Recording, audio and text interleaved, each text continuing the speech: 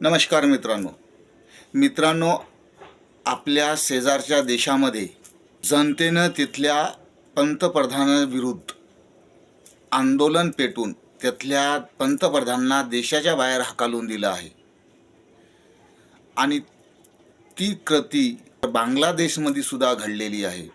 आणि हे पाहून आपल्या देशातले लोक म्हणतात की हे भारतात सुद्धा होणार आहे। पण लक्षात ठेवा, या भारत देशामध्ये डॉक्टर बाबासाहेब आंबेडकरांना लिहिलेलं भारतीय संविधान आहे आणि या भारतीय संविधानामध्ये 3 व्यवस्था दिलेल्या आहेत। पहिली व्यवस्था आहे ती म्हणजे न्याय व्यवस्था, दुसरी आहे ती संसद व्यवस्था आणि तिसरी आहे ती प्रशासकीय व्यवस्था।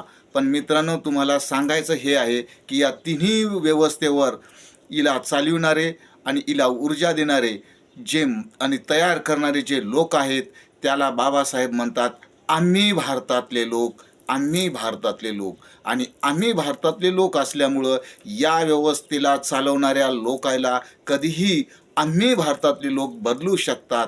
म्हणून तुम्हाला हे सांगायचं आहे की बाहेर देशाच्या शेजारी देशामध्ये जे घडलेलं आहे ते आपल्या भारत देशात घडणार नाही, कारण डॉक्टर बाबासाहेब आंबेडकरनं याची तरतूद पहिलीच आपल्या भारतीय संविधानामध्ये केलेली आहे। जय भीम।